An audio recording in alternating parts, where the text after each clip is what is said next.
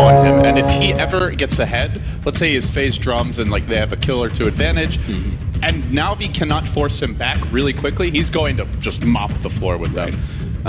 But Bloodseeker, the choice. This is a hero that we've seen, I think it's at least twice now already in Europe. I believe he lost a game for 4 Anchors, and then I think he actually won a game for, maybe it was for Navi. I'm trying to remember. I think he's 1-1. I think he's played in. I think he was played twice in C as well. Okay. Talking to some of the other casters, it seems like they mentioned who was it talking to? I can't remember who it was, but they did some of the C casting. So again, I'm AC. This is LD. We're just about ready to jump into game 1 of this best of 2. It's going to be taking on Vega Squadron here at the EU Hub coverage of TI5 Qualifier. Faux show. Moving on into the game. Let's take a look at the early posturing anyway. We're going to have a few move out. Yeah, it's going to be 4 heading south for Navi. And the top, yep, Funnick going to be making his way out with that very, if I do say, awesome Bloodseeker set. A little bit more safe approach here from Vega. He's got the ram horns going on. Looking pretty good. Reminds me, this is one of those sets. There's a Dazzle set that's like this that reminds me of Princess Mononoke. Like just like the general art style. Like, doesn't it? Does I can see it, man. And I'm not like an anime guy. It's one of the few I like. But anyway, word will be dropped. So early on, based on how the lanes shape up, give me some key points here that we need to keep an eye on. What do you think is really going to win or lose these lanes? So it looks like Navi want to go aggressive tri-lane, or at the very least they want to ward off the Chen's jungle. And I think they have a pretty good lineup to contest the jungle early on. Undying's one of the best supports for these like level 1, level 2 clashes. They have fairly independent farmers, I would say. Pugna is a bit squishy, but normally does well in the laning stage.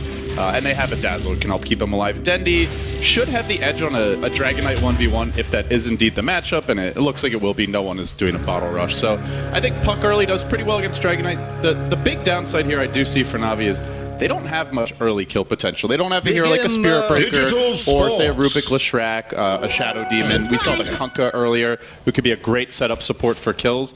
So they're not likely to directly get kills just by ganking a hero, but it's more going to be like getting up in the Chen's face, constantly pressuring the lanes, and forcing him out of his comfort zone. Don't let him do like the AUI 2000 thing where you stack 2 camps, just AFK, wait for your wild kid, and get a super fast level 6 even before the 5-6 minute mark. So to me, that's the key. Navi don't have to actually get kills, but they do need to keep Vega reacting and not just AFK farming, basically. Well, looks like we are having some movement from the supports now, as Dazzle will make his way up. So it is going to be dual lanes with the Chen in the jungle, so ostensibly a 2-on-1 matchup with Art Style playing on our Undying. Should be able to hang and bang at least somewhat well. Yeah, he's got decay, man. This is not an easy fight for Magan. He is trading okay for now, but the thing is, this Undying has the double mango, so he's got some extra regen, and he's got a ton of mana. He can afford to play a lot more aggressively. That's a lot of mangoes, man. Even getting 1 on the... I think 1 on Undying is good, but seeing the double this early is rather unusual. I think it can work, though. Undying has a pretty low mana pool early on, considering how... Oh, Courier's gone. Oh. Sonoko, I was watching it. I thought they would micro it away, but he was in the right place at the right time. But he did get his bottle first on the Dragon. He did, absolutely. So, that could have been a total disaster. Still, really nice play by Syndico. They do not have a ward up near the top side of the map. They put one off in the jungle, almost directly where the Dire ward that you mentioned earlier was placed. So because of that, didn't see it coming. And Solo now bouncing up towards top lane. Everything else seems relatively quiet. Like you said, the fact that the Courier Snipe came after and not before the bottle drop off, quite a big deal. But I anticipate it's going to be relatively quiet. Like you were saying, Navi is kind of lacking in that, oh, we can just go get a kill early on kind of thing, unless they just kind of walk into it, misplay or dive. Coming up, man. River, he's got a haste rune. There's the Breathe Fire, chasing him down. He's going to choose the Dazzle to try to get onto. Kinetic Field is on point. And Soneko stomped down and slain by Solo, who draws first blood. So Vega off to a great start, and that's what they need. That is the value rune, 2 minutes. And if that's any other rune, I don't think they get that kill. Even a double damage, he most likely walks away, or at least it makes it a lot harder for them to kill him. Gets off, like, say, 2 heals, but man, sometimes you just hit those runes and make plays with a Vega. They needed that too after losing the bottle. So now no one... Other thing is he got to refill his bottle. So he's extremely happy about that. And at this point, Puck may slightly out-CS the Dragonite, but once Dragonite hits 6, it's going to be if anything, a Dragon Knight favored lane. Speaking of, we're going to have a major dive. They're going to catch 2 with the chains. Fun against Sunoco. And here comes the help. There's a silence getting ready to pop. There it is from Funnick. That'll be enough to ward them off. So getting ultra aggressive with this Ember Spirit. They moved up with the Disruptor as well as solo on the Chen, but unable to make anything work. So a little bit of wasted time there. They did force the TP. That's the one good thing here is Mag has a little bit more freedom, and he needs it because he tried to go to the jungle earlier. They warded his camp, so he couldn't farm that camp, and he got Mud Golems over here. I'm not sure. I think he might have cleared it once, and that's the respawn. But and in any case, it's still going to be fairly slow going for him. So he needs that little bit of extra room, and he may just look to rotate another support down bottom. Indeed, we will see Dazzle headed back that way. In the meantime, Avo's happy with his farm. He leads the board 22. 18, of course, is second place. So Phonic doing quite well in this, Dendi doing quite well in this mid matchup. Dragon Knight's not far behind though, so the DK getting everything he needs, and of course being a part of that first kill, quite a nice boost and a boon. 4-minute rune's going to be coming up. It looks like we're going to have no one from Vega eyeing the top rune spot for Necro. That's a DD. He'll sit on it for now. Bounty rune picked up by our Dragon Knight. So after 4 minutes in, things seem to be going pretty well for Na'Vi, despite giving up that first blood. Do you think they want to keep this status quo going, or do you think maybe they want to try to shift things up soon? They definitely want to shift things up, and I would say like around the 10-minute mark or so. They need levels, this team. You ideally want the level 3 to 4 Tombstone. Doesn't have to be max, but I think level 3 is where it really starts to excel. Puck will ideally want to blink. At the very least, level 7 to 8. And I think most importantly, the Pugna just needs to farm towards the mech. So around that time where they get the max Tombstone, the mech, probably the Bloodseeker ultimate, that's where they look to get really aggressive. But here we go, top big lane. Engagement, top 2 caught out. Artstyle and Funnick getting all the damage. Artstyle's going to be dropping shortly, but they may get the Ember. If they can track him down, he's going to round the corner and make it back to home safely. There's a nice grave. Artstyle doesn't have a TP though, so it's only buying time. And down he goes as Chen brings him down. They're unable to track down the Disruptor. Ends up being a 1-for-0 in favor of Vega. So where Vega is losing out perhaps in lane potential and just overall gold efficiency, they are at least pressuring the map and finding some kills. And not often you see a team with Undying, Pugna, Dazzle not winning the laning stage. This Chen is doing work, and I gotta say that the Disruptor play has been, for the most part, on point. That glimpse, the kinetic field wasn't great there, but the glimpse back definitely saved the Ember's life, and this is the one issue for Navis. They don't have a ton of ways to break the Flame Guard. They have the Pugna and the Puck. Those two heroes haven't really been involved in these fights, and unfortunately, Dazzle is all physical damage, so he has no way to break this Flame Guard, and he's been the primary, early damage dealer who's been involved in those engagements. Later on, this may change, but for now, things looking quite good for Vega. They've got the level 6 on Dragon Knight, the Chen a little bit under-leveled if compared to if you're AFK jungle Chen, but at the same time, that's fine because he's created a lot of space for the team elsewhere. So I think if you're Vega right now, you're looking towards get your Darkseer level 7, work towards the Meg, get the Chen level 6, and then you can start to look for some pickoffs with Ember and transition into a push. Well, as of right now, like you said, I mean, Solo really is just helping out everywhere. And it's making the biggest difference. And DK now beginning to fall behind a little bit in CS, still more than you would have thought he would have had a chance to get. And I was thinking, like you said, Vega should have the mech up soon. Oh, he's got the dragon form. And let's see, is he going to be able to do anything except scare the hell out of him? Not really. He will go ahead and use his illusion ring, follow that up at the 6-minute mark. And yeah, can't really do much without taking too big of a risk standing around on the high ground too much, but we'll use the illusions to spot around the jungle a little bit. We do see Mag has rotated up to top. He's almost level 6 now, has a soul ring. But other than that, is really just playing catch-up. He's actually less farmed than the Chen on his own side. Oh, they want to make a go on Havo's bottom lane. Will they catch the sneaky skeleton man? Doesn't look like it. Well, start to spam the decays out a bit. You have to be careful about going on Na'Vi. If you don't kill them, this is the type of lineup that will just wipe you. They'll spam a couple decays, the zombies start to stack up, Dazzle comes in, gets off the grave and a heal. Navi really excels in those prolonged fights, and that's where Vega, ideally, you want to quickly burst the hero down. They are looking for a move bottom lane era. They're so aggressive. They're so far forward. Here we go. There's the net. It's going to catch Avos. There will be a glimpse, but that's just going to send Avos a little further back, trying to find a way to stay alive. In the meantime, they can't kill him. Yeah. He's doing so much damage. That's remarkable. So much damage here. They do bring in no one. He's trying to track them down. Doesn't have Dragon Form because he did use it earlier. And now there's the rupture, and DK can do nothing but stare at his own death. Kinetic field's there. Vega coming in to try to clean this up. This is exactly what you were talking about, LD. Maybe a little over-aggressive. And great grave.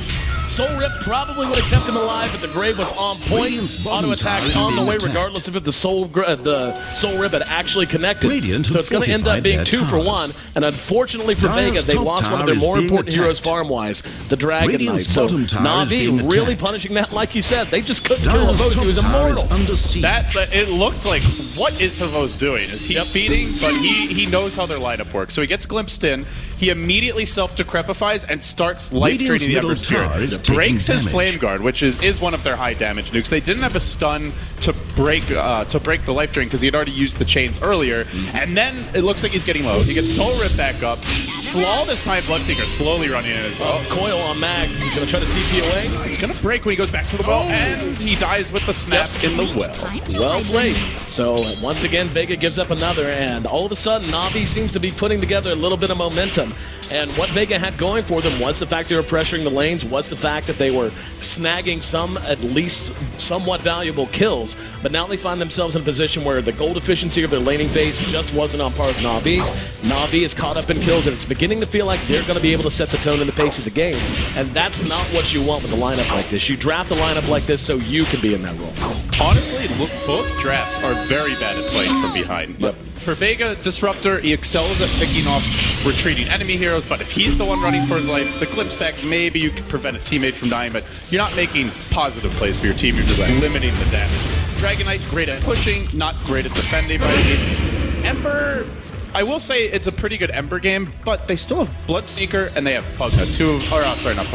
Puck. Two of the better heroes to either kill him or force him back to the well. And Chen in particular is extremely poor from behind. So I look at the Navi draft at the same time. Undying falls off quite hard. Pugna can be very squishy, but right now it's Navi leading. So given the nature of both drafts, if you're the team in the lead, you're even more in the lead than in a normal game because of the nature of how these lineups work. Oh man, he actually did make it away just by the skin of his teeth. He's ruptured at top.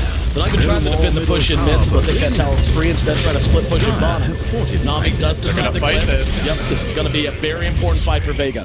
They cannot lose another fight. This is what their lineup's drafted to do. And even if all Navi accomplishes is running them back to their own towers, that's going to be a win for them. They need to be getting more value out of this early draft. Dendi's going in. And let's see. Yep, a little doofy play there. There was no mana on Saniko. Yeah. He just got the grave mana now. And there's the chains. Following up, there's going to be a grave on the Saniko. And the zombie house is down as well. Navi should feel comfortable continuing this fight. Archstyle needs a bit of damage, but now they can't go there. It's decrept. There's going to be Jin blowing the heel and trying to keep his team alive. Funnick a little overextended. Will be caught from behind. Dragon Tails there. Kinetic field don't. There's going to be the chains as well. But maybe these zombies are doing so much work. There's the rupture. No one's going to go down. Zima on the run. TP out. Close call. Almost dies as well. Taking damage. They were 4v5. They're Puck. Yeah. Dendi jumps in. He gets Dragon Tailed and he just dies. They have no coil. They don't get any of the Puck's nuke damage. And Navi still gets a kill back the other way. That is how ridiculously good this lineup is in those kind of skirmishes where it's back and forth, it's prolonged, and they just don't have that much burst. I think the big spell that could be really game-changing is Static Storm. They don't have it yet, but Seema is around level 5. Imagine a good Static Storm where they don't get off 2-3 decays, the Tombstone doesn't get dropped, maybe the Dazzle dies without graving. Could have been a very different fight. Well, and Vacuum all of a sudden has a much bigger role. Oh yeah, that's a great point. Like, if as of right now, Vacuum's not accomplishing a whole lot, but all of a sudden you get that together. Not to say Navi's going to just walk around the dark corner and let you set it up, but at the very least, you have the chance to completely swing the game with one engagement if 2 or 3 heroes overextend. So 12 minutes in, we're at 6 kills now. And Navi is solidly in the lead, at least in terms of individual CS. 71, 63, and 55. The top 3 on the board for their Puck, their Pugna, and of course for Funix. Bloodseeker, and it's quite a big fall off for them. I mean, we have to get the Ember and the Dragon Knight online. That's what Vega's saying. Like, they have to make sure these heroes have their item progression, and that this is where losing these fights is really going to begin to hurt them more so than anything else. They're just going to be so slowed down because they kind of have to come to these fights. Otherwise, they have no chance of winning at all. The pushes will just be punished. They have the blink on Puck. Dendi with the double damage, and it's about to wear off. And is given the Bloodseeker Blood Rage here, which Puck has a lot of nuke damage. He's got 3 AoE nukes, and it's kind of risky to Blood Rage him, but at the same time, they have Grave. That's the cool thing about this draft, is they have a lot of heals, a lot of sustain. You can make a hero very squishy and still potentially dish out heavy damage and not get punished for it. So I do want to point out, Aaron, they've dropped a lane ward mid. Could really set up some kills for the Bloodseeker. Yeah, map control in general. I mean, on both sides with drafts like this, just being able to play. I mean, both of these teams have lineups, and we've kind of beat this horse to death. But they have lineups that want to be walking and looking for fights. These are not lineups that just want to sit back and farm all game for the most part. So anything you can do that's going to allow you to pressure behind enemy lines over on the other side of the river is really going to tell a big tale in terms of how successful you can be, not at the 13-minute mark so much, but as you progress into the 20, 25, and certainly later on in the game. But Na'Vi has no problem just walking at towers, and they may continue to walk down this top lane, as Vega seems to have zero interest in trying to stall them. Disruptor did just find his level 6, though, so they will have Static Storm online for the first time. I feel it's really the main way they can turn this game around. That and, like you mentioned, Vacuum combined with it, but the issue is it's only a level 1 Vacuum. Right. He's not to level 9, he'll have level 2 soon, and he does have the new and improved wall, which lasts 45 seconds, even at level 1. Used to be 15 in skill, but even so, the illusions of Na'Vi aren't really that great to grab. They don't have like a Luna type hero or a Drow or some illusion-based carry like a Morphling or Anti-Mage where the illusion just has massive damage output. So we'll see, but I think Na'Vi understand their position. They know they can be aggressive. They're pushing in mid. They have their mech on Pugna. There is also about to be a mech on Chen, but it's 250 gold short. Tombstone gets dropped, and here we go. Tower ready to try to push a tower, but again, Vega just having such a hard time. There's going to be an initiation from Dendi. Only a one-man coil. They will bring down the Disruptor, and Vega has to fall back. And that's honestly, like, we were talking about the combo potential. Without that, how do you begin to defend this? You're too far behind. You can't just go toe-to-toe, and just picking off either the Disruptor or the Darkseer at this point is going to make it feel impossible for Vega to actually they let him deny it. That should have been an easy tower. Now Arcel gets done, but Sadiqa's behind him. You do not want to go in the Undying here. The orb comes out from Dendi. He's going to chase forward. They don't have the Tombstone for about 20 seconds, but that's just not a kill. They're never bringing him down in that situation, and looks like they will have to let him walk away. This is where Glimpse can be helpful, but it's only level 3, and he's out of range. Ward gets dropped by Pugna, and Vega get cold feet. Understandably so. I mean, that's got to be terrifying, the idea of rushing uphill blind. Actually, no, they do have a ward, so they would have seen. But, yeah, and even if they did it, that's just a very pretty early to be YOLOing like that, I would say. But at any rate, Na'Vi continue to set the pace and the tone of this game, and if you're Vega, I mean, it looks like Mag's actually prioritizing. He's already got a Hood of Defiance up, so really wants to try to get a pipe online sometime soon.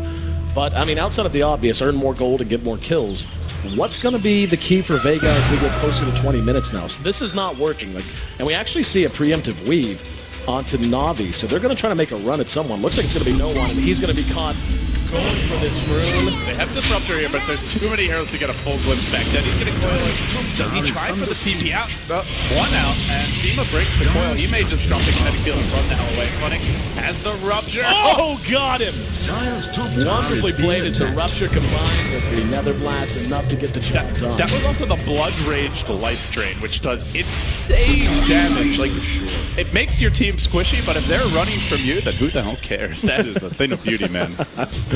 And Na'Vi is in full 5-man mode, not running as any less than 4 for a few minutes now, and why do you blame him? I think to answer your question of what should Vega be doing, they should be split pushing. They have Ember, they have Darkseer, and Dragon Knight not the best split pusher as far as mobility goes, but he does bring towers down pretty quickly, and the thing is, they're just not going to win 5-man engagements right now. That's pretty obvious. They need big items. Ideally, you're looking at a BKB on Dragon Knight, maybe an Ember Spirit, Maelstrom, or Battle Fury. Battle Fury seems like it might be too off the par the way this game is going, but They excel in smaller scale engagements given the deficit, so that's where they should be headed. They're going to take a tier 1 bottom. In the meantime, Navi's working on tier 2 top, but it is rather slow going, and I think Vega actually handled that pretty well, the aftermath of the kill there. The damage that's done just by the ward alone, and now Artstyle way up front, kind of out in front of his team. It's just him and a Ghost here, so Artstyle's going to end up dead. And Heroic taking a big chance to try to come out. He mech, but I'm pretty sure he was out of range, and he was hiding in the tree line. If he gets the mech off there, I think it's a different fight. They are chasing no one. The zombie stack up. The tombstone was one hit from death, but they didn't finish it. Bloodseeker coming in, swooping in from behind. There's going to be the coil. He's going to manage to run uphill and finish solo off. And they had already killed the Dragon Knight as well.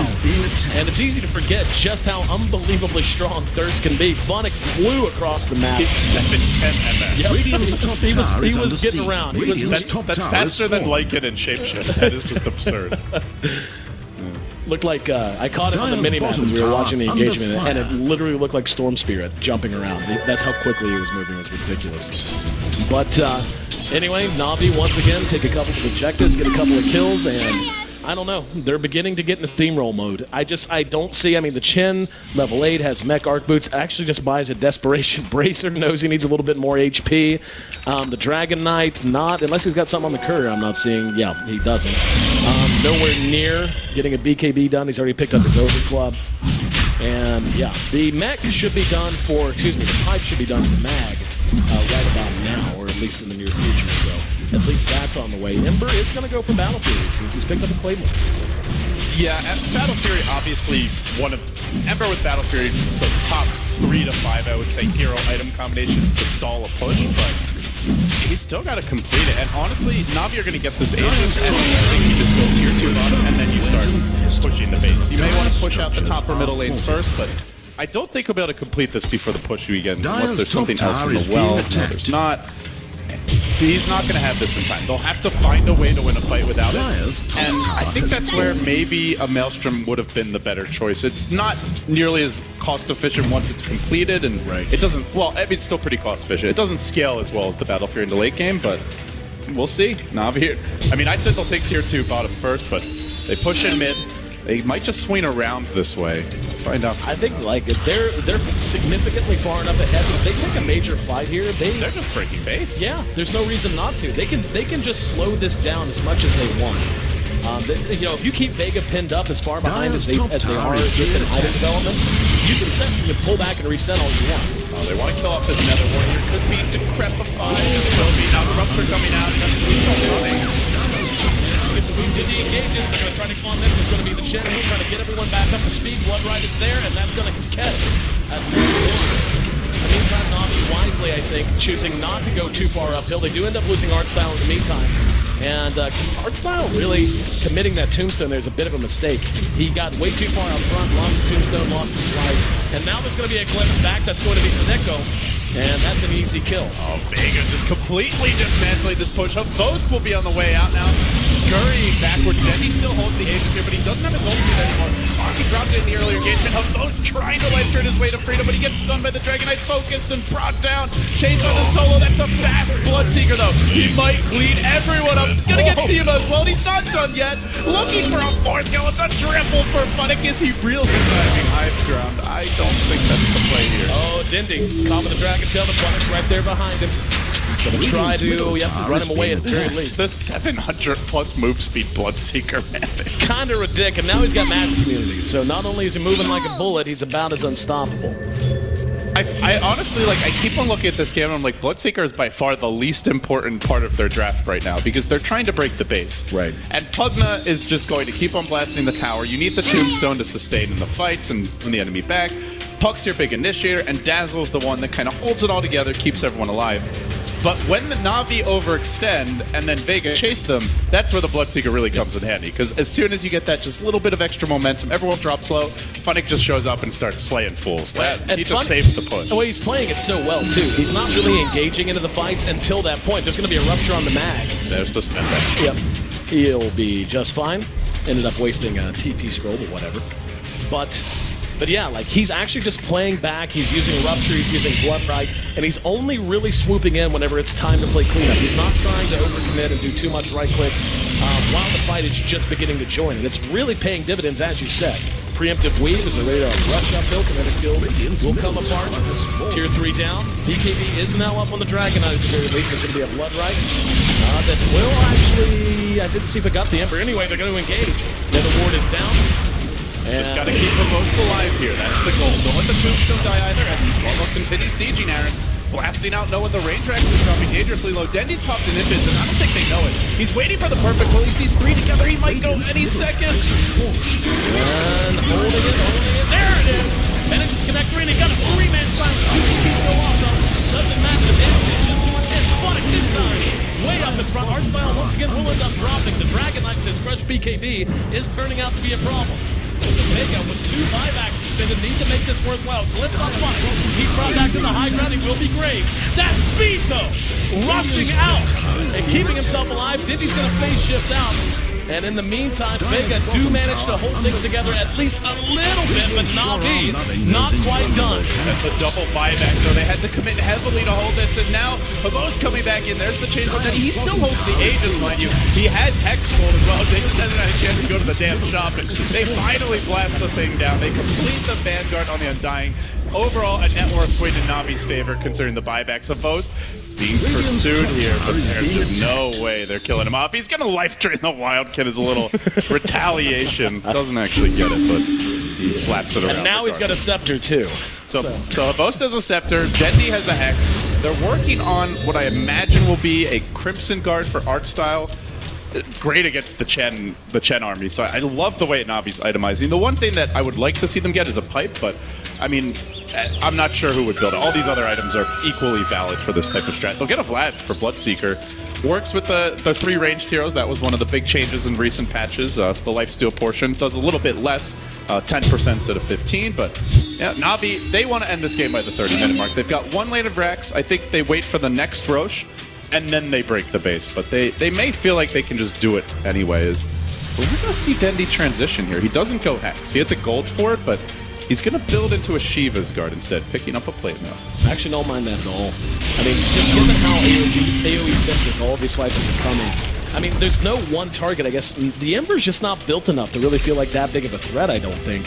So other than him, you know, the Dragon Knight's going to BKB as soon as the fight begins anyway, so why not just go ahead and just add a little bit more damage, add a little bit more slow to everything they're trying to do to you. Okay, so I was wrong. He bought the Hex and he got a plate mail. So he's just that farm. Here comes the big backstab smoke, though, Aaron. They want to initiate this fight. They look at from the north. Already down the half hour. BKBs go off on both sides. Status still pop, no one of value. And now coming back in is Mag. Mag looking for anything he can do to continue to fight. Artstyle wandering through. Vega do deploy. It's a massacre. Solo's up around. They've already run down 2. The zombies are stacking up. Phonic getting really aggressive here. They try to bring him down. They can't do it. No one will fall as well. Mag on the retreat out. And it all really started with Dendi instantly getting a Blink Silence coil out. Recognize the BKB, but a lot of those other heroes just couldn't have an impact. Disruptor kind of panic dropped the Static Storm, and they just didn't get a clean initiation. They wanted what you mentioned earlier, Aaron, which was the vacuum into Kinetic Field and the Static Storm, but because Dendi disrupted their initiation, they never found that opening. There's going to be the Blood Right behind the tower, and with 3 down, don't know what they can do.